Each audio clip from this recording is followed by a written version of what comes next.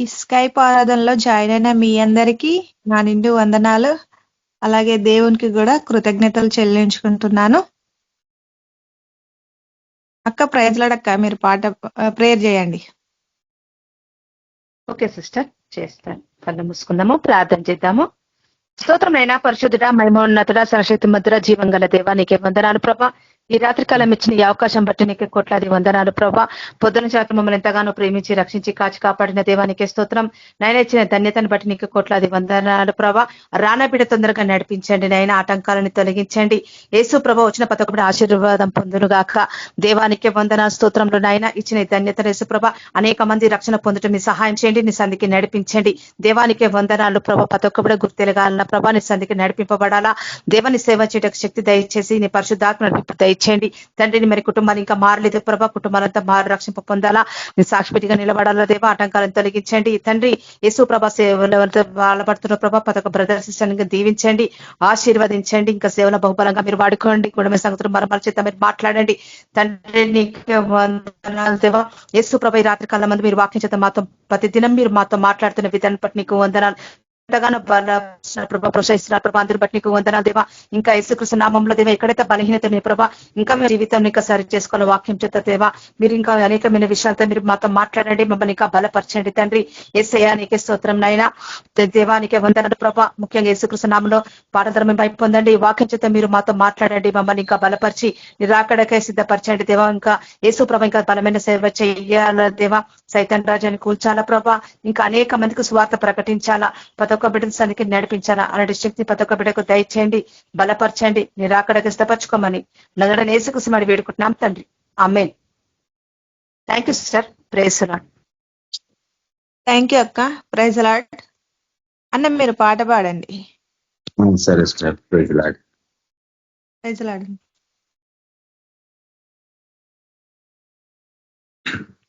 నన్ను నీవలే నిర్మించినను, కోల్పోతి దేవా నీ రూపమును.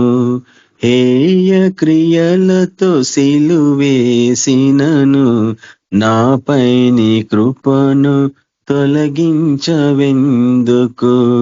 నిన్ను బాధించిన భరించితివా, నా పాపము జ్ఞాపకమేరలేదా. నిన్ను బాధించిన భరించితివా, నా పాపం జ్ఞాపకమేరలేదా.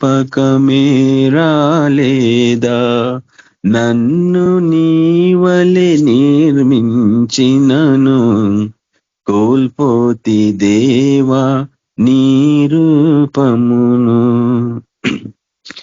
ఎరిగి ఎరిగి చెడిపోతిని, తెలిసి తెలివిగా తప్పిపోతిని. ఎరిగి ఎరిగి చెడిపోతిని, తెలిసి తెలివిగా తప్పిపోతిని. బ్రతికున్న శవమునై నేనుంటిని, అహము ముదిరిపది లేవలేకపోతిని.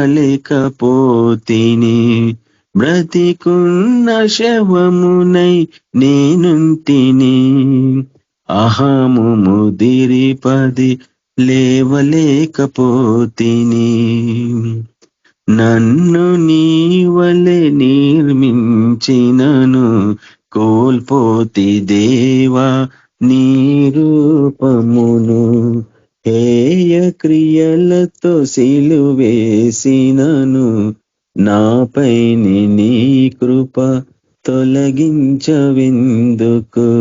నన్ను నీవలే నిర్మించినను, కోల్పోతే దేవా నీ రూపమును.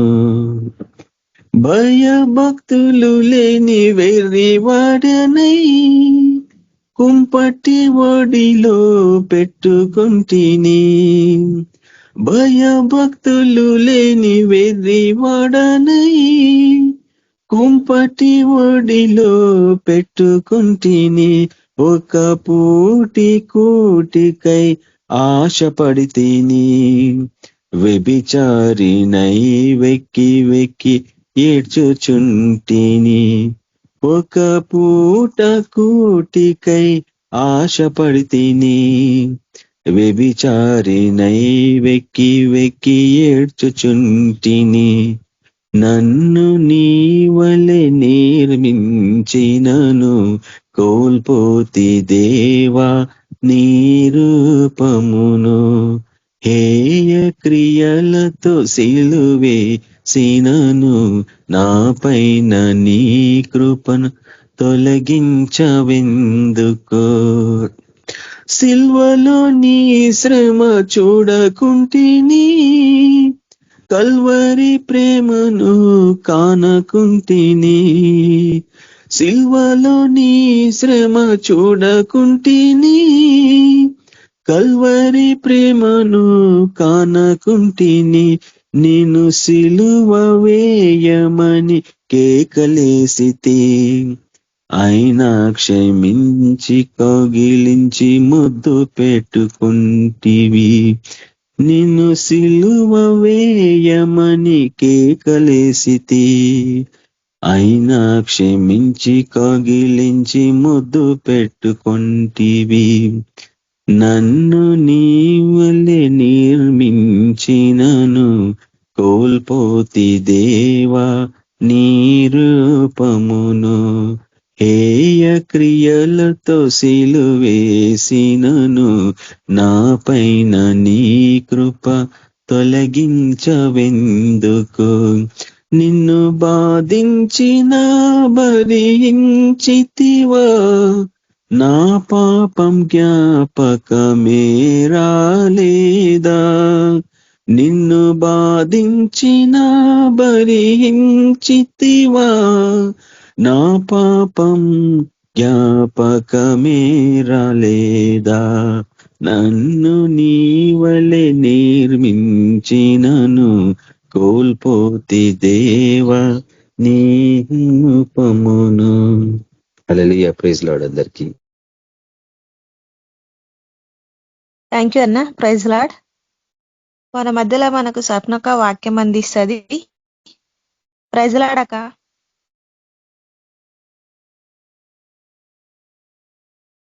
Praise lord sister. అక్క మీరు వాక్యం అందించండి. ప్రార్థన చేస్తున్నాము. స్తోత్రం దేవా, పరిశుద్ధురా తండ్రి, నీకు వందనాలు ఇస్తుంది దేవా. తండ్రి దేవా, వాక్యంలోకి వచ్చినాం దేవా, మరి మా అందరితో మాట్లాడండి ప్రభా దేవా. మరి నా తండ్రి దేవా, మరి వాక్యం తండ్రి మేము ధ్యానిస్తున్న ప్రభా తండ్రి అయ్యా, మీ యొక్క పరిశుధాత్మ నడిపి దయచేది దేవా, మా ప్రతి ఒక్కరితో మాట్లాడండి దేవా. నా దైవం నీకు వందనాలు చెల్లిసిన దేవా, మీ యొక్క వాక్యం సర్వింటకి ప్రభా మేము వచ్చినాం దేవా. దయచేసి మాతో మాట్లాడండి ప్రభా తండ్రి దేవా. తండ్రి మరి మాట్లాడేవాడు నేను కాదు ప్రభా తండ్రి, మీరే ఉండి మాట్లాడమని ఇస్తే నామంలో ప్రార్థిస్తున్నాను తండ్రి. ఆమేన్. హెచ్కేలు 34వ అధ్యాయం చూసుకున్నాము. మరియు యెహోవాకు నాకు ప్రత్యక్షమై ఇలాగ సెలవిచ్చాను, నరపుత్రుడా, ఇశ్రాయేలు కాపులను గూర్చి మాట ప్రవచింపుము. ఆ కాపురులతో ఇట్లనము, ప్రభువగు యెహోవా సెలవిచ్చినదేమనగా, తన కడుపును నింపుకొను ఇశ్రాయేలుల కాపురులకు శ్రమ. కాపరులు గొర్రెలను నింపవలెను కదా, మీరు కొవ్విన గొర్రెలను వధించి కొవ్వును తిని బొచ్చును కప్పుకుందరు, కానీ గొర్రెలను మేపరు.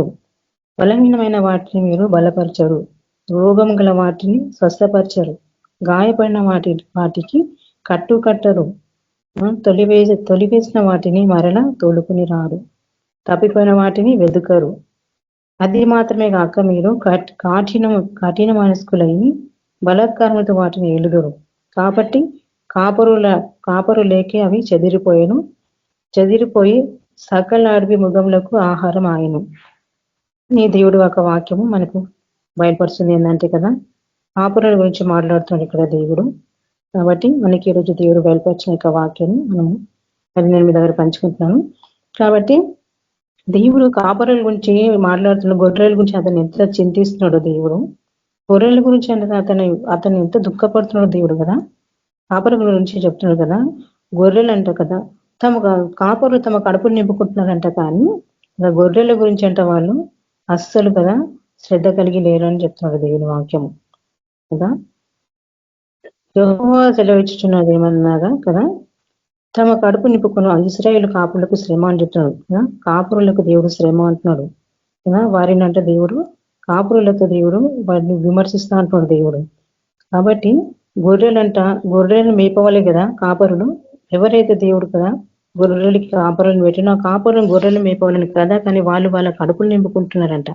అంటే వాళ్ళు కడుపులు నింపుకుంటున్నారు గొర్రె కాపరులు అంటే కంటే, అంటే గొర్రెలు ఎట్లుంటున్నాయి అవి కదా, అవి పశువులు ఉంటున్నట్టే కదా అని ఇక్కడ దేవుడి యొక్క వాక్యం మనకు తెలియపరుస్తుంది. కాబట్టి వీళ్ళు ఏం చేస్తున్నారంట, వాళ్ళు మాత్రం కడుపు నిండా తిని కదా ఎచ్చగా ఇక వాటి బొచ్చులతో వెచ్చగా కప్పుకొని ఉంటున్నారు కానీ కదా, కప్పుకొని ఉంటున్నారంట. కానీ మరి వాడిని మేపట్లేదంట, గొర్రెలనంట మేపరంట వాళ్ళు అని దేవుడు కాపరుల గురించి మాట్లాడతాడు.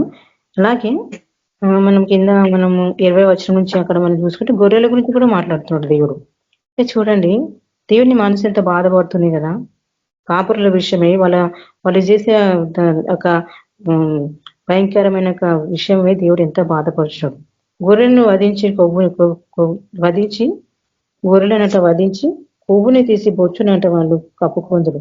కానీ కదా గొర్రెలు అంటే వాళ్ళు మేపరంట, బలహీనమైన అంట, గొర్రెలు బలహీనమైపోయినాయి అంట. వీళ్ళు సరిగా మేపక గొర్రెలన్నీ బలహీనం అయిపోయినాయి కదా. అవి బలహీనమైనా కానీ వీళ్ళంట బలపరిచారంట కాపరు. రోగం గల వాటిని స్వస్థపరచలేరంట కాపురం. గాయపోయిన వాటిని అంట గాయపోయిన వాటిని కట్టు కట్టట్లేదంట అని చెప్తున్నాడు దేవుడు కదా. తొలివేసిన వాటిని అంట మరలా తోడుకొని రారు, అట్లా ఉన్నారంట. అంతా భయంకరంగా ఉన్నారనమాట కాపురు అని దేవుడు చెప్తున్నాడు ఇక్కడ. అయితే తప్పిపోయిన వాటిని అంట వాళ్ళు వెతకరంట కదా, తప్పిపోయిన వాటిని వెతకరు వాళ్ళు. అది మాత్రమే కాక వాళ్ళు ఎట్లా వెళ్తున్నారంట, వాళ్ళని కఠిన మనసుకునే బలాత్కారంతో వెళ్తున్నారంట కదా. వాడికి భయంకరమైన శ్రమ అంట వాడికి దేవుడు చెప్తున్నాడు. అది కఠినంగా వాళ్ళని వెళ్తున్నారు, కఠినంగా బలాత్కారంతో వాళ్ళని వెళ్తున్నారంట. వాళ్ళకు ఉన్నదంతా దోచుకుంటున్నారు, తీసుకుంటున్నారు కానీ వాళ్ళని మాత్రం కఠినంగా వెళ్ళడము కదా. వారికి బాధ వచ్చినా వారికి కదా, వాళ్ళు ఎంత బలహీనం అయిపోయినా, వాళ్ళ రోగగ్రస్తులైనా కానీ కదా వాళ్ళని స్వస్థపరచారంట, వాళ్ళకి కట్టుకట్టారంట కదా. అయితే ఇక్కడ ఏమంటున్న దేవుడు కదా, బలాత్కారులు వాటిని ఏలుదూరు కాబట్టి ఆపరు లేకే అవి అంట చెదిరిపోయినంట. గొర్రెలు ఆపరు లేకనే అవి చెదిరిపోయినంట. అయితే అవి పోయంట సక్కల అడవి మృగముల కంట ఆహారం ఆయను అంటున్నాడు దేవుడు. ఇప్పుడు ఎంత బాధగా పడుతుంది దేవుని మనస్సు. అనాత్మ అవంట చెదిరిపోయి సక్కల మృగములకు ఆహారం అయిపోయినారంట. మృగములు అంటే మనకు తెలుసు కదా, మృగములు అంటే జబర్దస్త్ చేస్తాయి కదా, దోచుకుంటాయి కదా, బాధపరిస్తాయి, గాయపరుస్తాయి మృగములు. అట్టి చీల్చి చెండాలు చీల్చి పాడేస్తా ఉంటాయి మృగములు కదా. అలాంటి మృగములకంట ఆహారం అయిపోతున్నాయంట గొర్రెలు. అయితే నా గొర్రెలు పర్వతములన్నిటి మీదను ఎత్తైన ప్రతి కొండల మీదనే తిరుగులాడుచున్నవి కదా. అవంట ప్రతి ఎత్తైన కొండల మీద తిరుగులాడుచున్నాయట దేవుని గొర్రె పిల్లలు. ప్రతి ఒక్క కొండ మీద పర్వతాల మీద తిరుగులాడుచున్నాయట. ఎందుకంటే కాపరి సరి పట్టించుకోక వదిలేసినందుకు వాటి పరిస్థితి అలా ఉన్నాయి. ఎట్లా అంటే అవి నా గొర్రెలు పర్వతం అన్నిటి మీద ఎత్తైన ప్రతి కొండ మీద తిరుగులాడుచున్నవంట. నా గొర్రెలు భూమి అంతటా చెదిరిపోయినవి అంటున్నాడు దేవుడు. నా గొర్రెలు భూమి అంతటా చెదిరిపోయినవి, వాటిని గురించి విచారించి వాడు ఒక్కడిని కూడా లేకపోయినట కదా. ఇప్పుడు అట్లా ఉంటున్నది, ఇప్పుడు అంతా అట్లనే ఉంటుంది. వాళ్ళ స్వార్థమే వాళ్ళు చూసుకుంటున్నారు కానీ గొర్రెల గురించి పట్టించుకోరనమాట కదా. అయితే అవి అంట చెదిరిపోయినంట కదా, భూమి అంతటా చెదిరిపోయినంట అవి, వాటి గురించి విచారించి వాడు లేడంట కదా. అయితే వెదుకువారు ఒక్కడును లేడంటున్నాడు దేవుడు, వెదుకువాడు లేడు. కాబట్టి కాపురులారా యెహోవా మాట ఆలకించుడి. కాపురు లేకుండా నా గొర్రెలు దోపుడు సొమ్మై సకలమైన అడవి మృగములకు ఆహారం ఆయను అన్నట్టున్నాడు దేవుడు. కాపురులు లేకనంట ఏమైనా అంటే అవి సకల మృగములకంటే అవి ఆహారం అయిపోతున్నాయంట గొర్రెలు కదా. కాపరులు నా గొర్రెలను విచారింపట్లేదంట కాపరులు. అయితే తమ కడుపు మాత్రమే నింపుకొందురు, తమ కడుపులో నింపుకుంటారంట. కానీ కాపరులు మాత్రం తన గొర్రెల గురించి విచారించట్లేడు. వాళ్ళ కడుపులు నింపుకొని వాళ్ళ స్వార్థాలు చూసుకోవటం, వాళ్ళ గురించి వాళ్ళు చూసుకోవడం మాత్రమే కానీ గొర్రెని విచారించడంట కదా.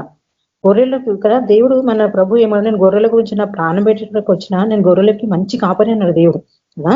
అయితే ఆయన అందుకే గొర్రెల గురించి ఆయన బాధపడుతున్నాడు కదా, అందుకే అన్నాడు దేవుడు కదా, నేను గొర్రెలకు ముందుండి నేను నడిపిస్తాను దేవుడు. కానీ ఈ కాపురులు ఎట్టున్నారంటే కదా పట్టించుకోవట్లేదు గొర్రెలను ఇక్కడ కానీ గొర్రెలను మేపరు వాళ్ళంట కదా. మనం చూసినాము ఇందాక 8వ వచనంలో, గొర్రెలు దోపుడు సొమ్మై తక్కలమైన అడవి మృగములకు ఆహారం ఆయను, కాపరులు నా గొర్రెలను విచారింపరు, తమ కడుపు మాత్రం నింపుకొందరు కానీ గొర్రెలను మేపరు.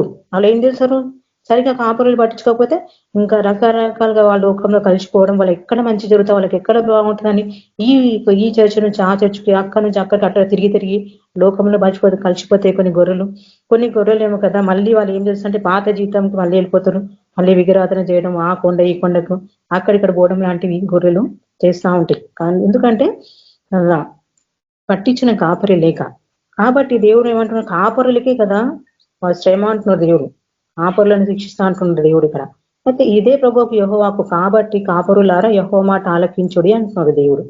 ప్రభు అయిన యెహోవా సెలవిచ్చినది ఏమనగా, నా జీవముతోడు నేను కాపురులను అలాంటి కాపురుల కంటే నేను విరోధినై కదా, నేను విరోధిని అని అంటున్నాడు దేవుడు. విరోధినైతే నేను అలాంటి కాపురులకు, నా గొర్రెలను పట్టించుకొని కాపురులకు నేను విరోధినైతిని.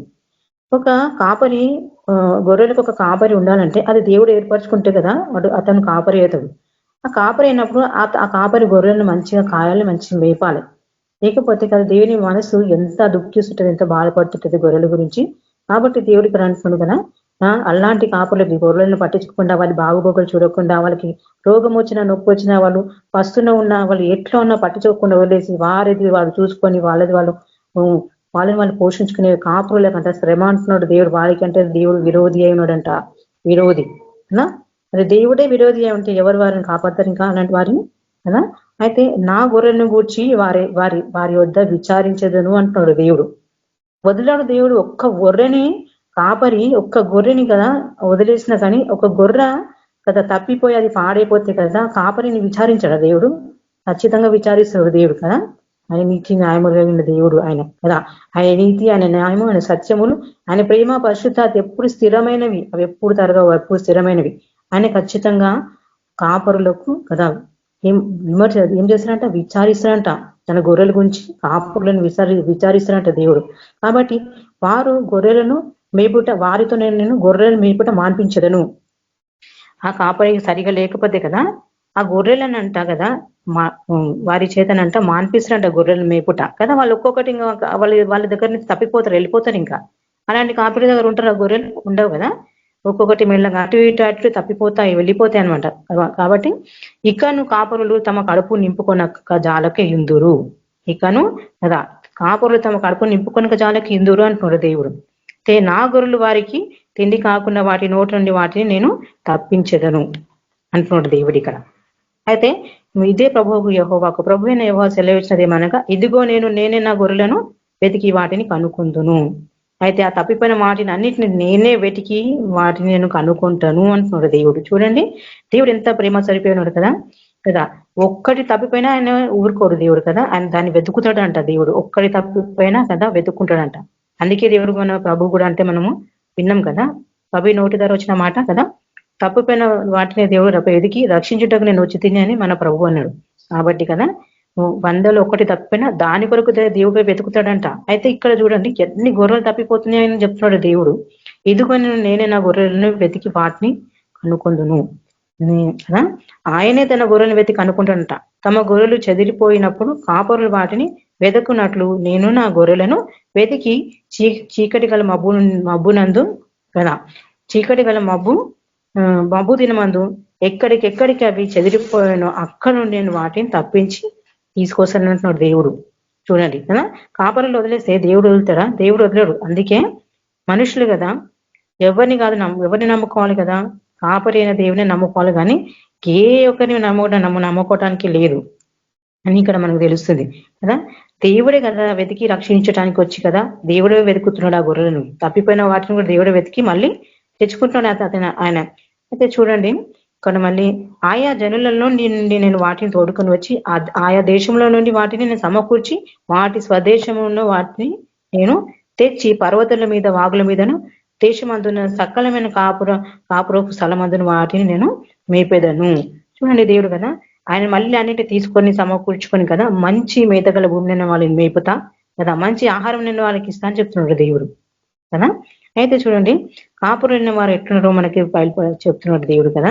మనల్ని దేవుడు ఎవరి మీద కాపరిగా పెట్టినప్పుడు మనం ఎట్లా చూస్తున్నాం, గొర్రెల పట్ల మనం ఎట్లున్నాము కదా తెలుసుకోవాలి మనము. కాబట్టి నేను మంచి మేత గల చోట వాళ్ళని మేపేదను అంటున్నాడు. అయితే మనం ఇక్కడ 15వ వచనం చూసుకుంటే, నేను గొర్రెలను మేపి కదా పరుండ పెట్టుదును, ఇదే ప్రభువు యెహోవా వాక్కు.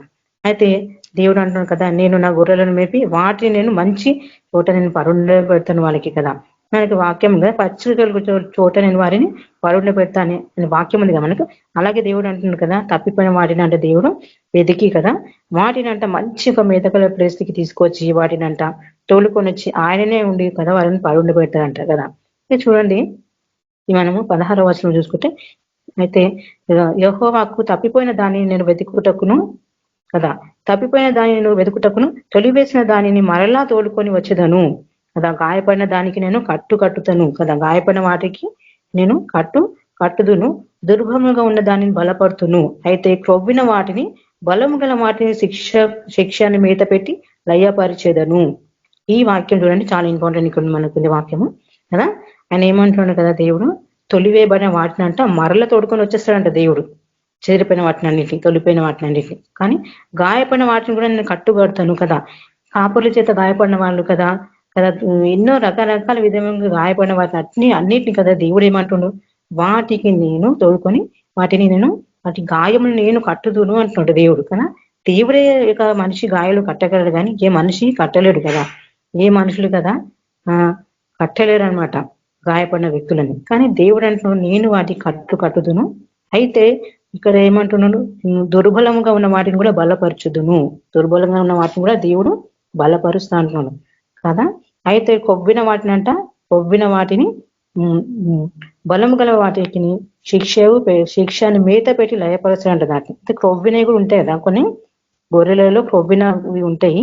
వాటికంటే దేవుడు శిక్షాన్ని మేత పెడతాడంట. శిక్షాన్ని మేత, ఆ మేత పెట్టి లయపరచాలంట దేవుడు. అయితే నా మంద విషయమై దేవుడు నేను యెహోవా నాకు నేనే సెలవిచ్చినది ఏమనగా, గొర్రెలకును మధ్యను, గొర్రెలకును పొట్టేళ్లకు మధ్యను, గొర్రెలకును మేకపోతులకు మధ్యను వేదము కనుక్కొని నేను తీర్పు తీర్చేదను. చూడండి, అయితే ఇక్కడ ఏమంటున్నాడు, గొర్రెలకు మధ్య దేవుడు కదా భేదము కనుక్కొని తీర్పు తీర్చాడంట కదా. పొట్టేళ్లకు మధ్యను, గొర్రెలకు మధ్య, మేకపోతులకు మధ్య అంటే దేవుడు వేదము కనుక్కొని తీర్పు తీర్చా అంటున్నాడు. గొర్రెలు అంటే ఒక మందలో చేరిన అన్ని గొర్రెలలో కదా ఏ గొర్రెలు ఎట్లున్నాయి కదా వాటిని బట్టి దేవుడు తీర్పు తీస్తా ఉంటున్నాడు. ఇక్కడ ఇందాక కాపుర్లకు తీర్పు తీస్తానడు కదా దేవుడు, ఇప్పుడు చూడండి ఇక్కడ గొర్రెలకు కూడా దేవుడు ఏం చేస్తాడంటే తీర్పు తీస్తాడంట. గొర్రెలకు కూడా చూడండి, గొర్రెలకు కూడా దేవుడు తీర్పు తీరుస్తా అంటాడు. కానీ మందలో గొర్రెలు కూడా ఎట్లున్నాయో దేవుడు చూస్తున్నాడు అనమాట కదా. ఇక్కడ ఎట్లున్నాయంటే గొర్రెలు చూడలేము. అయితే గొర్రెలకు మధ్యన నేను తీర్పు తీస్తా అంటున్నాను కదా. పొట్టేళ్ళు మేకపోతులను కూడా నేను ఎట్లా ఏం చేస్తా అంటున్నాను, తీర్పు తీస్తా అంటున్నాడు దేవుడు. మేకపోతులు, పొట్టేళ్ళు. అయితే ఇక్కడ మనం కదా ఏమంటుండే, ఇంకా విశేషంగా అంట మేత వేసి మిగిలిన దాని అంట కాళ్ళతో తొక్కుట మీకు చాలాదా అని అంటున్నాడు దేవుడు.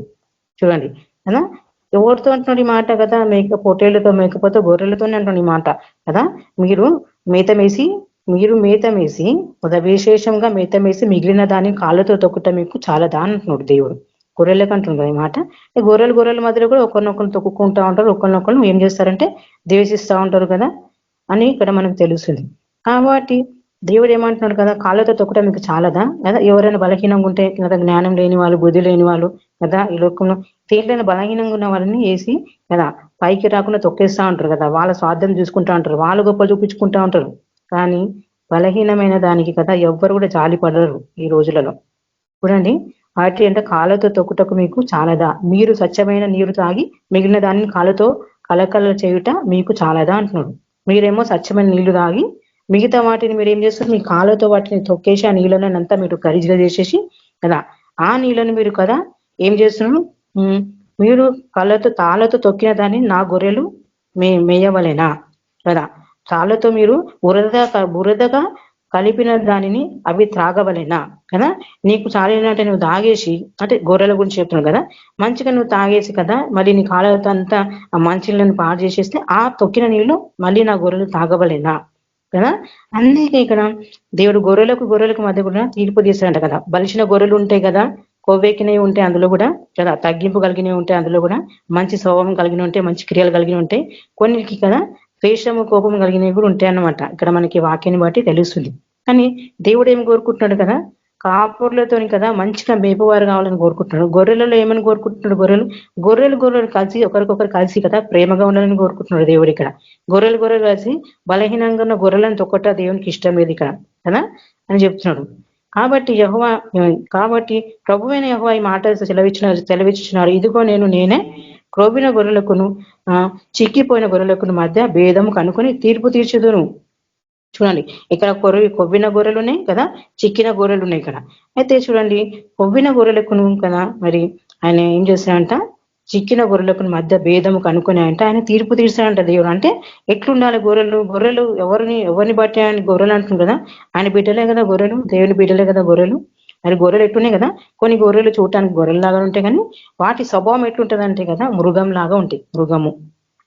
మృగం స్వభావం అనమాట. అంటే మృగం స్వభావం ఎట్లుంటది కదా, చీల్చేసేలా వాళ్ళని కదా, వాళ్ళని పైకి రానివ్వరు కదా, వాళ్ళ గొప్పలే వాళ్ళు చెప్పుకుంటారు కానీ కదా పక్క గొర్రె గురించి పట్టించుకోరు, ప్రేమ ఉండదు వాళ్ళ మీద. అట్లా ఉంటారనమాట మృగం స్వభావం కదా, జబర్దస్త్ చేస్తుంటారు వాళ్ళ మీద, అట్లా ఉంటారనమాట. ఈ గొర్రెలలో కూడా ఇట్లాంటి స్వభావం కలిగిన వాళ్ళు ఉన్నారనమాట కదా. చూడటానికి గొర్రె పిల్లలాగా అనిపించి దాని తర్వాత ఎట్లుంటారంటే వాళ్ళ మాటలు, వాళ్ళ క్రియలు, వాళ్ళ యొక్క ప్రవర్తన అంతా ఎట్లుంటదంట కదా మృగం స్వభావంగా ఉంటదంట కదా. మృగాలను దేవుడు ఏం చేశాడు కదా, ఆయన మృగాలను తీసేస్తాడు కదా, ఉండనివాడు కదా. అయితే ఏ మనసు కలిగి ఉండాలి మనము? గొర్రెల కాపరికి ఏ మనసు ఉందో కదా, కాపరి లాంటి మనసు కూడా గొర్రెలకు ఉండాలి కదా. సాటి గొర్రె పట్ల ఏముండాలి? ప్రేమ ఉండాలి కదా, జాలి దయ ఉండాలి కదా. అయితే దేవుడు ఇక్కడ ఏం చెప్తున్నాడు, వాటి మధ్య కూడా భేదం దేవుడు కనుక్కుంటాడంట. దేవుడు ఎవరిని వదలడు, అన్యాయస్తులను ఎవరిని వదలడు దేవుడు కదా. ఆయన ఎంతో నీతి న్యాయము కలిగిన దేవుడు. అందుకే ఆయనకి కదా దేవుడు కదా ఇర్మియా ప్రవక్త అంటాడు కదా, నేను నీతో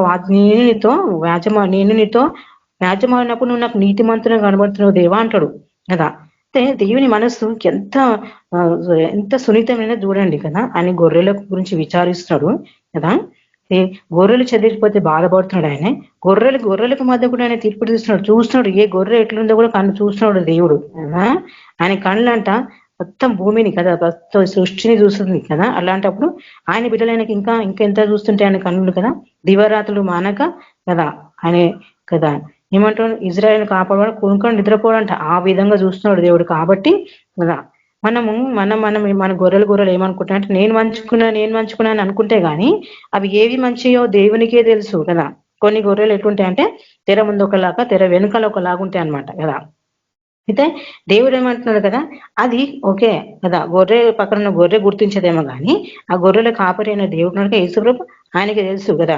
ఆయన పరిశుద్ధాత్మ దేవుడు కదా, ఆయన హృదయ అంతరంగంలో ఎరిగిన దేవుడు. నీ హృదయంలో ఏముందో సమస్తమైన చూస్తాడు కదా. ఏ గొర్రె హృదయంలో ఎట్లుంది, ఏ గొర్రె యొక్క స్వభావం ఎట్లుంది అన్నీ కదా. మేపే ఒక కాపరి అయిన దేవునికి తెలుసు కదా, ఆయన గొప్పరి కాపరి అయిన దేవునికి. కాబట్టి గొర్రెలు కూడా ఎంత జాగ్రత్తగా ఉన్నారో దేవుడు తెలియపడుతున్నాడు కదా. మరి చూడండి, అయితే మీరు భుజములతోనూ కదా. ఇక్కడ ఈ వాక్యాన్ని చూడండి, మనం తెలుసుకోవాలి. ఇదిగో నేనే కొవ్విన గొర్రెలకును చిక్కిపోయిన గొర్రెలకు మధ్య భేదము కనుకొని తీర్పు తీర్చుదును. మీరు భుజములతోనూ పక్కలతోనూ త్రోసివేసి కొమ్ములతోనూ రోముగల వాటిని పొడిచి చెదరగొట్టెదరు.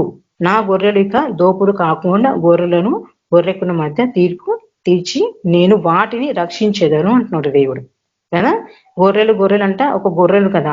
ఈ బలిసిన గొర్రెలు ఏం చేస్తుంటాయి అంటే కదా, బలహీనమైన రోగగ్రస్తమైన వాటిని కదా, అన్నిట్లో తక్కువ ఉన్న వాళ్ళని నీచులు కొంచెం ఏమి కదా లేని వాటిని ఏం చేస్తున్నాయంట భుజములతో త్రోయడము కదా, పక్కలతో త్రోయడము, రోగం గల వాటిని ఏం చేస్తాయంట పొడిచి చెదరగొట్టడం లాంటివి చేస్తాయి అనమాట గొర్రెలు కూడా, పక్క గొర్రెలకు కదా. దీన్ని బట్టి మనకి ఏం అర్థమవుతుంది, మన పక్క గొర్రెల పట్ల కూడా మనం ఎంత జాగ్రత్తగా ఉండాలని దేవుని వాక్యం మనకు చెప్తుంది కదా. ప్రేమ అంటే ఏం తెలుసా? ప్రేమ అంటే ప్రేమించే వారికి తెలుస్తుంది కదా. ప్రభుని ప్రేమించే వారికి ప్రేమ గురించి తెలుస్తుంది. ప్రేమ అంటే ఏంటంటే, నా ఇంట్లో నాకు తినటానికి లేకున్నా, నా పిల్లలకు పెట్టడానికి లేకున్నా, నేను ఇతరులకు పోయి సహాయం చేస్తాను చూడు, నా సహాయం కొరకు వచ్చిన వారికి కదా, నేను వాళ్ళకి పెడతాను చూడు, అది ప్రేమ అంటే. ప్రేమ అందులో కనపడుతుంది. మాటల్లో కాదు, క్రియల్లో చూపించాలి ప్రేమ, క్రియలలో. కాబట్టి దేవునికి అదే నచ్చుతుంది. ప్రేమ అనేది క్రియల్లో చూపిస్తే దేవునికి నచ్చుతుంది.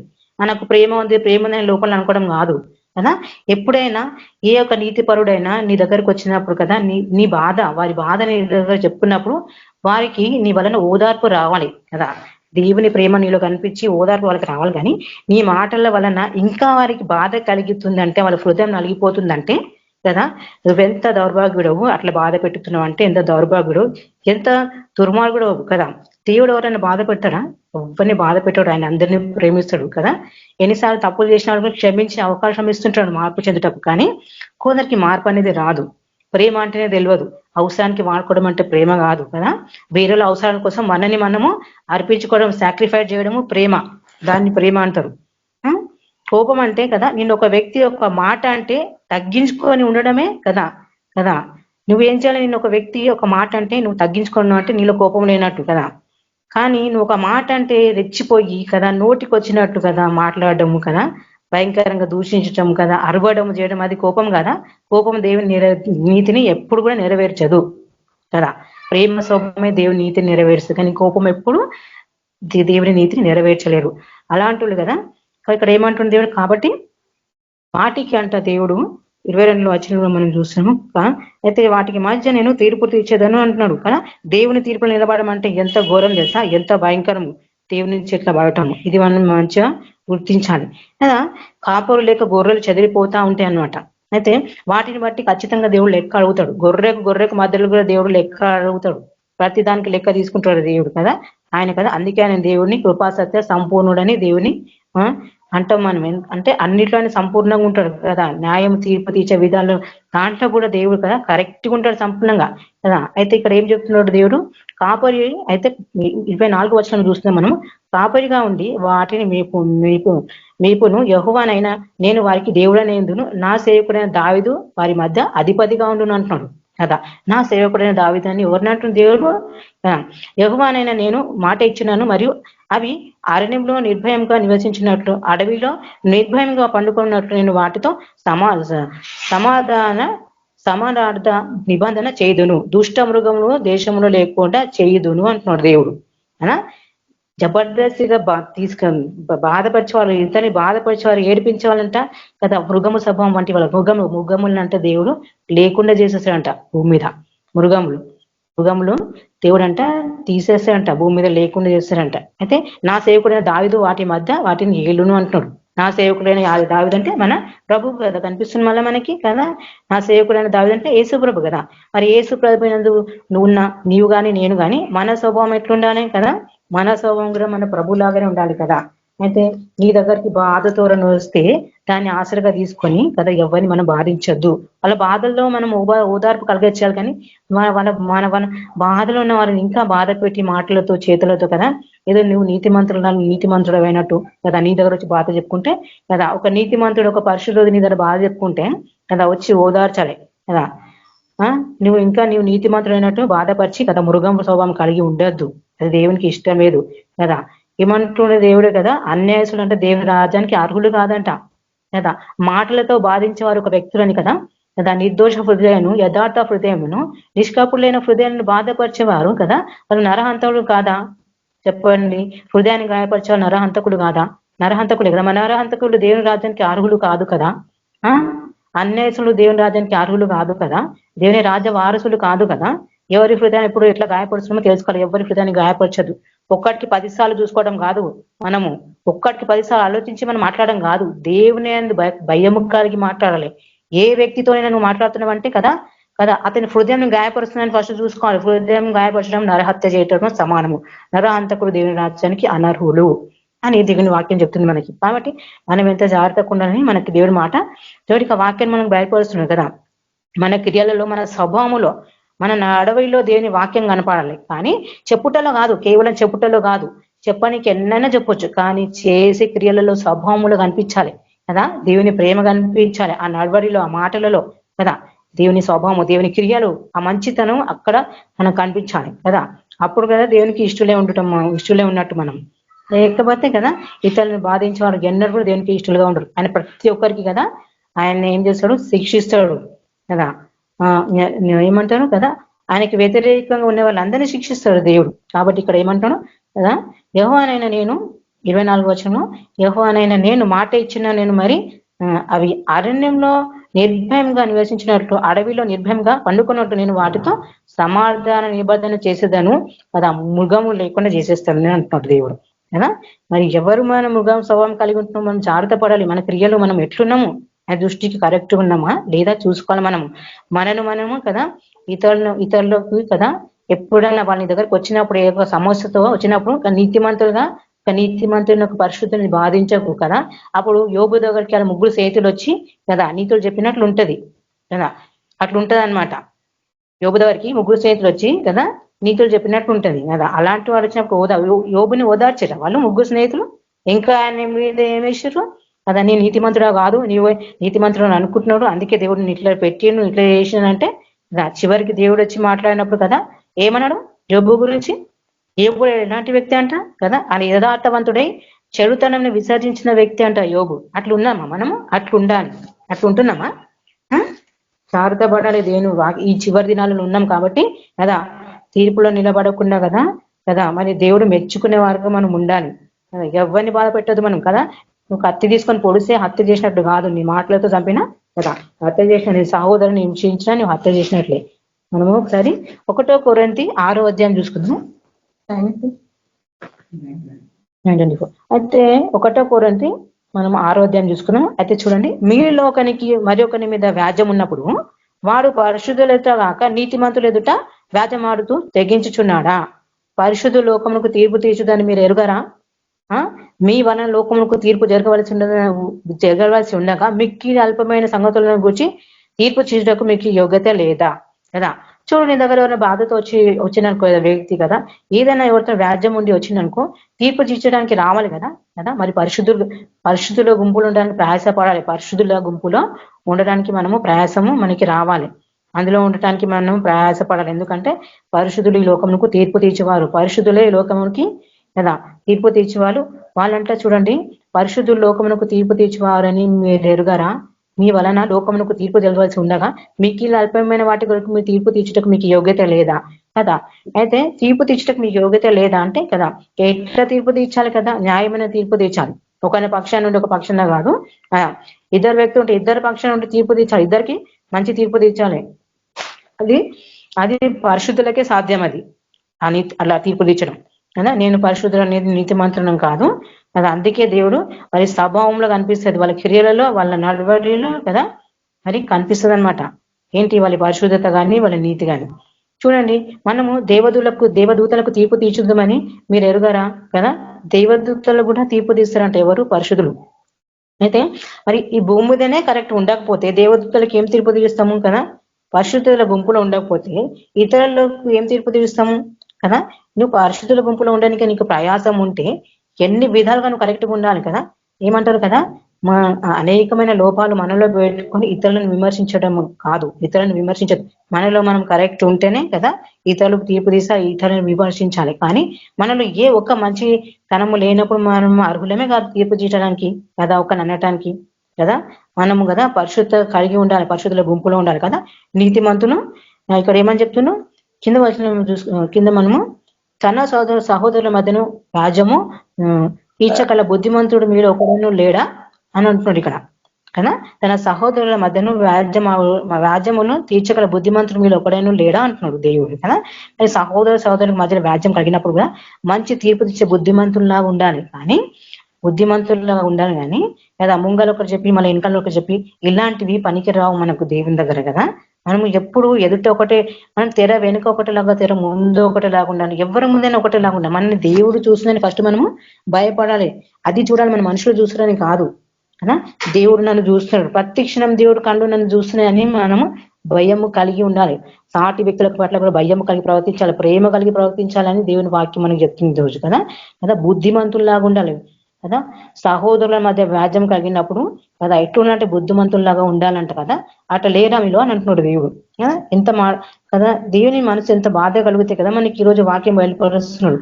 అయితే చూడండి, మరి దేవుని రాజ్యం అంట కదా 9వ వచనం చూసుకుంటాం మనం. దేవుని రాజ్యంలోకి వారసులు అంట అన్యాయసులు దేవుని రాజ్యానికి ఎప్పుడు వారసులు కానేరరు కదా. మోసపోకుడి మీరు కదా. మీలో జారతమైన విగ్రహాధనైన వ్యభిచారమైన ఆడంగితనమైనను పురుష సాంగ్యము దొంగతనమైన లోభులను తాగుబోతులను దూషకులను దోచుకున్న వారైనను దేవుని రాజ్యమునకు వారసులు కానిరరు అని దేవుని వాక్యం మనకి బయలుపరుస్తుంది స్పష్టంగా కదా. ఒకప్పుడు ఇవి ఉండే మీలో, కానీ ఇప్పుడు మీరు క్రీస్తు రక్తం చేత కడవబడిన వారు కాబట్టి, మీరు పరిశుద్ధంగా చేయబడ్డవారు, మీరు పరిశుద్ధులు కాబట్టి ఇప్పుడు మీలో ఇవన్నీ ఉండదని దేవుడు మనకి కదా హెచ్చరిస్తా ఉన్నాడు. దేవుడు మనని కదా, ఆయన మనం ప్రేమిస్తున్నాడు కాబట్టి హెచ్చరిస్తాడు, దేవుడు గద్దిస్తాడు కదా. ఆయన గద్దింపులకు లోబడిన వ్యక్తి అంటే ధన్యుడు. చూడండి కదా, వాక్యము దేవుడు ప్రకటిస్తుంటే కదా, ఒక వ్యక్తి ద్వారా దేవుడు అతన్ని ఎన్నుకొని అతని ద్వారా దేవుడు మాట్లాడుతుంటే కదా, అది నాకు వర్తించదు, అది వాక్యం అది ఎవరికో చెప్పబడుతుంది అనుకోదు, మనం కూడా తీసుకోవాలి. నాకు కూడా వచ్చిందొచ్చు కదా ఇది అని అనుకుని దాన్ని మనం తీసుకోవాలన్నమాట. తీసుకుంటే మనమే బాగోతావు కదా. అయితే ఇక్కడ మనం చూస్తాము 13వ వచనంలో ఏమంటుండంటే దేవుడు కొరింథీ 6:13 చూడండి, భోజన పదార్థములంట కడుపు అంట భోజన పదార్థములకు నియమింపబడి ఉన్నదంట. అయితే దేవుడు వాటిని నాశనం చేయను. దేహం అంట జాగ్రత్త నిమిత్తం కాదు, కానీ ప్రభు నిమిత్తమే, ప్రభు దేహము నిమిత్తమే దేవుడు ప్రభువును లేపను. అయితే మనల్ని కూడా తన శక్తి వలన దేవుడు కదా లేపును. మీ దేహములు క్రీస్తునకు అవయవములే ఉన్నవని మీరు ఎరుగారా కదా. నేను క్రీస్తు యొక్క అవయములను తీసుకొని వేష యొక్క అవయములతో మూలుగా చేయుదునా కదా, అది ఎంత మాత్రం తగదంట కదా. అయితే కదా ఈ లోకంలో మనం ఉంటాము కదా, ఈ లోకల్స్తో మనం ఉన్నా కానీ కదా, మన దేహం అంట మనము కదా జాగ్రత్తగా పెట్టుకోవాలంట. మన దేహం అంట కదా ఎవరితో కలపదు కదా, వేషతో కలపదంట, తగదు అంటున్నాడు దేవుడు. అది మీకు దానితో మనం ఏకమై ఉన్న దానితో ఏకదేహమై ఉన్నామంట కదా, మీరు ఎరుగరా. అయితే వారిద్దరు ఏకశరీరమే ఉందరు కదా, దాన్ని మోసి చెప్తున్నారు కదా. అటువలనే ప్రభుతో కలుసుకున్న వాడంట ఆయనతో ఏకాత్మై ఉన్నాడంట.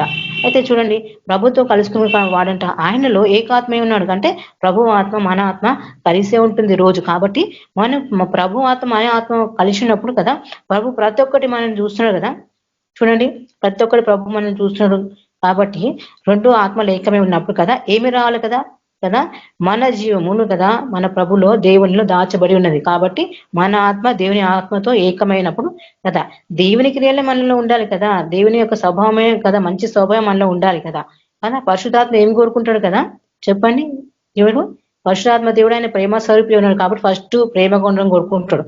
ఆయన నీతి న్యాయంగా నడుచుకోవడం కోరుకుంటాడు కదా.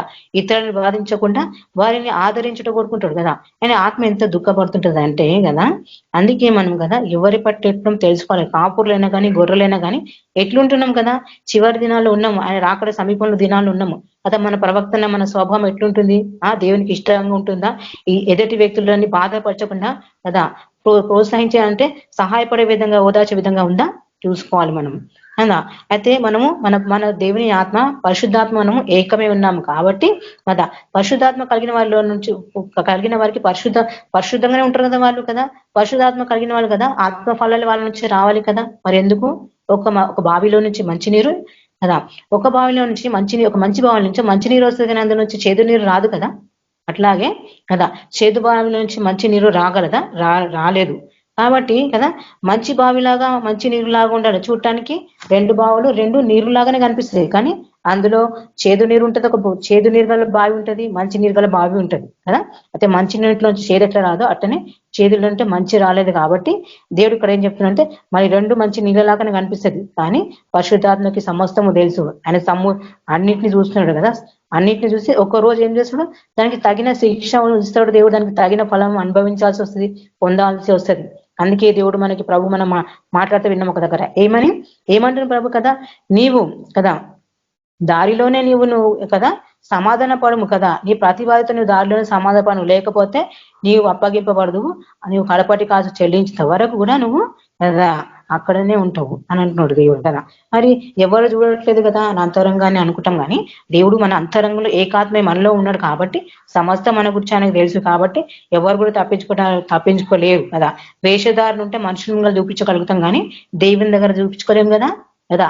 మనలో ఉన్న పరిశుద్ధాత్మ కదా వేషధారణ ఆయనకి సమస్తం స్పష్టంగా కనిపిస్తుంది కాబట్టి మనుషుల్లో ముంగల చూపించుకోగలం, వేషధారణ కవరింగ్ చేసుకోగలం, కానీ దేవుని ముంగల ఏది కవరింగ్ చేయలేము. ఈ రోజు ఇక్కడ చేస్తాము కానీ అక్కడ చేయలేము. అందుకే మనం చాలా జాగ్రత్తగా నడుచుకోవాలని దేవుని వాక్యం మనకి చెప్తుంది కదా. మనం ఒక చివరిగా ఒక్క చిన్న వాక్యం చూసుకుంటాం.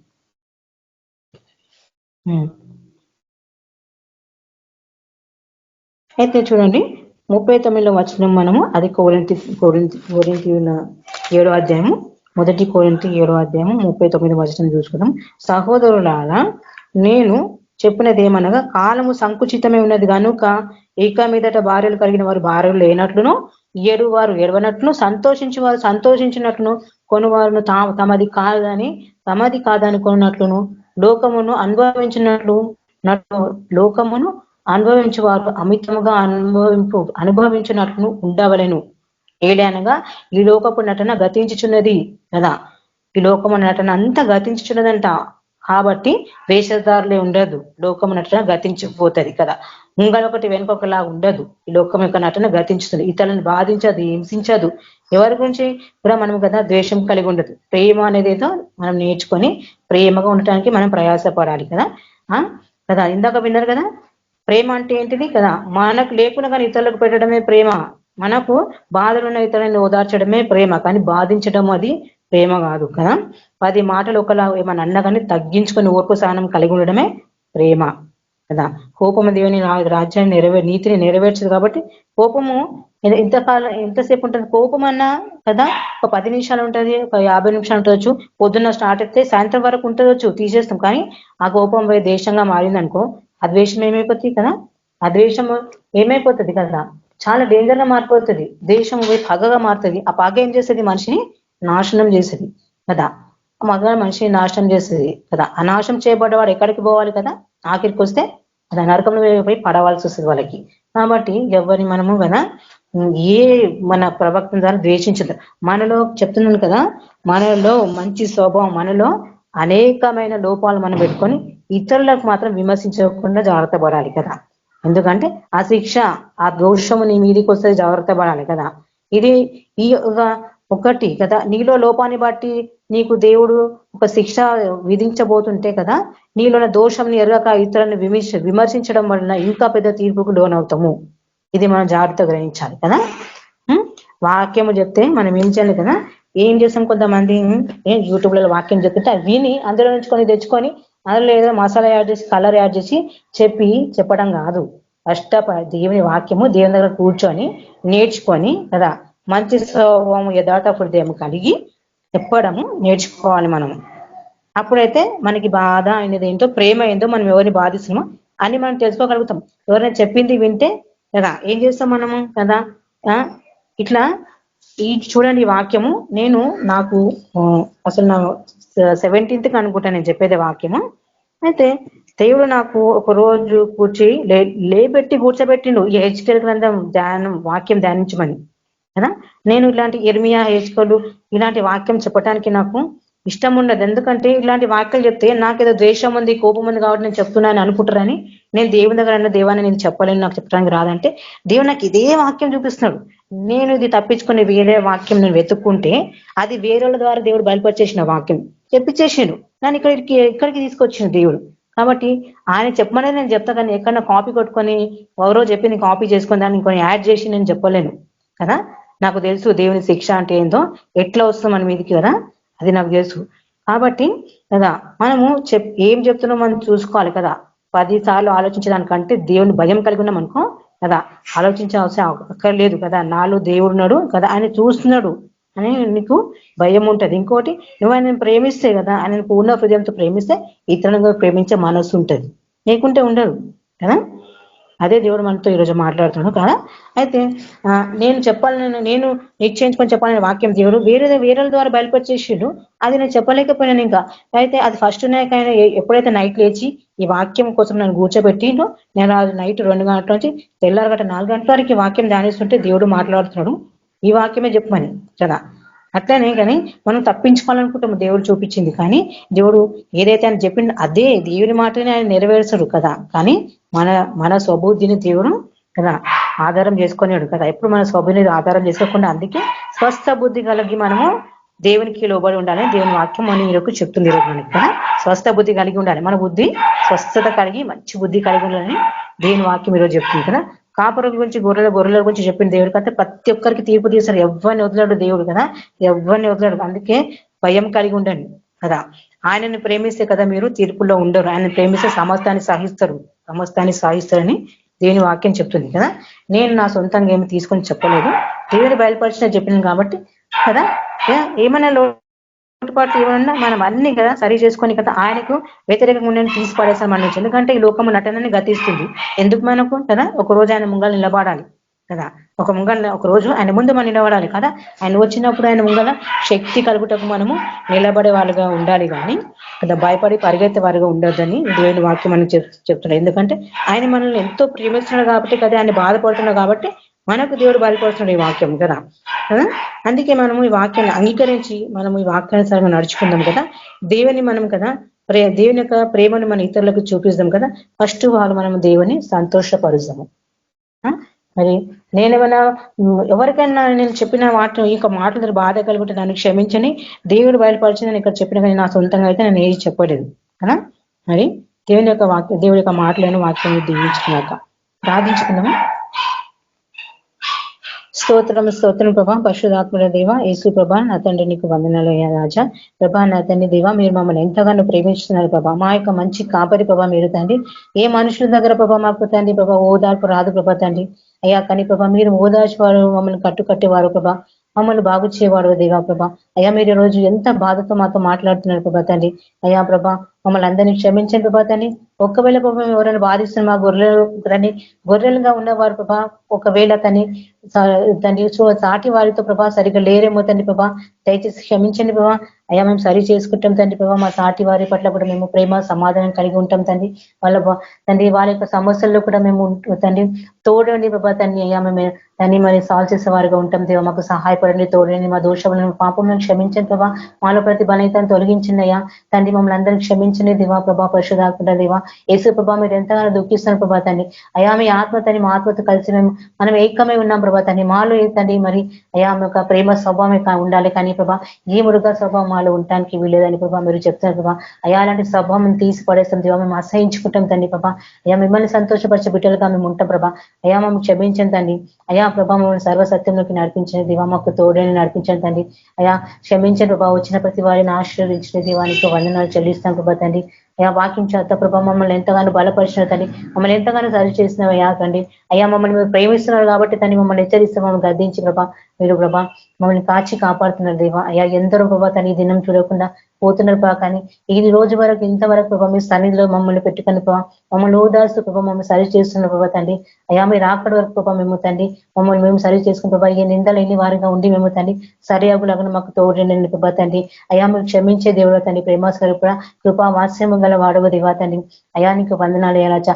ఎవరైతే మీ మాట మీద తన్ని సరి చేసుకుంటారో వాళ్ళ పట్ల మీరు దయ జాలి కలిగిన దేవుడు ప్రభా. అయా నీకు స్తోత్రం చెల్లిస్తున్నాం ప్రభా. దేవాన తండ్రి అయా మరి ఇక్కడ వచ్చిన ప్రతి వారి కుటుంబంలో మీరు శాంతి సమాధానం దయచేయండి తండ్రి. అయా నీకు వందనాలు చెల్లిస్తున్నాం ప్రభా. ఎవరైనా ఏ సమస్య ఉన్నారో దాన్ని విడిపించండి తండ్రి. యేసు ప్రభా అని అనారోగ్యంగా వారిని స్వస్థపరచండి ప్రభా తండ్రి. ఈ గ్రూప్ లో నుంచి వాక్యం నుంచి వారిని ప్రభా తండ్రి బలపరచండి తండ్రి. ఈ వాక్యాల మీద ప్రభా వాళ్ళు బలపడులాగన ప్రభా రక్షణ పొందులాగన వారితో మాట్లాడండి దేవా. అయా మరి సేవ చేస్తున్నాను బలపరచండి, శక్తిని కృపలో భద్రపరచండి ప్రభా. దేవానికి స్తోత్రం చెల్లిస్తున్నాను తండ్రి. ప్రభా ప్రతి ఒక్కరం ప్రభా తండ్రి మీ మనసు కలిగి మేము నడుచుకుంటాం తండ్రి. అలాంటి స్వభావం బుద్ధి అలాంటి క్రియలు మేము నడిచి కలిగి మేము నడుచుకుంటాం తండ్రి దేవా. అయా మమ్మల్ని సరిచేయ ప్రభా. ఇంకా దేవా అయా ఎందుకంటే మీరు ఆగడ ప్రభా ఎదుట నిలబడే కలిగి శక్తి కలగవారు మేము ఉండాలి ప్రభా. దేవానికి స్తోత్రమైన ప్రతిరోజు వాక్యం ద్వారా మాతో మాట్లాడుతూ మమ్మల్ని బలపరుస్తున్నందుకు వందనాలు రాజా. ఈ యొక్క సమయం ఇచ్చినందుకు ప్రభా తండ్రి. అయా దేవా ఇక కేబీపీ యొక్క గ్రూప్ లో ప్రభా మేము అందరం ఏకమే తండ్రి. అయా మీ యొక్క వాక్యం ప్రభా మరి పంచుకుంటూ ప్రభా ఒకరినొకరు ఓదార్చుకుంటూ చెప్పండి. అందుని బట్టి నీకు వందనాలు తండ్రి ప్రభా. మరి ఒకరికొకరు మేము బలపడుతున్నాం, దాన్ని బట్టి నీకు వందనాలు వేసు ప్రభా. అయా సమస్త మహిమ ఘనత ప్రభావములు తండ్రి నీకే కలుగును గాక తండ్రి. ఈ రాకడకు మమ్మల్ని అందరూ సిద్ధపరచుకునే ప్రభా యేసు క్రీస్తు పరిశుద్ధ నామంలో ప్రార్థిస్తున్నాను తండ్రి. ఆమేన్. ఆమేన్. థ్యాంక్ యూ అక్క. Praise Lord. మన మధ్యలో మనోజన మాకు బ్లెస్సింగ్ ఇస్తారు. మనోజన ప్రైజ్ లార్డ్. మనోజన ఆశీర్వాదం చేయండి. ఓకే. మన ప్రభువైన యేసు ప్రభు కృప ఎల్లప్పుడూ సదాకాలం ఆయన రాక వరకు మనందరికీ ఏపీఎం వరకు అందరికీ సదాకాలం తోడుండు కాక. Amen. Praise lord. Amen. Praise lord sister brother అందరూ ప్రైజ్ లార్డ్. ఆమేన్. అందరికీ ప్రైజ్ లార్డ్. సిస్టర్ అందరూ ప్రైజ్ లార్డ్. ప్రైజ్ లాడ్ అందరూ ప్రైజ్ లాడ్ అందరికీ praise praise lord. Praise lord.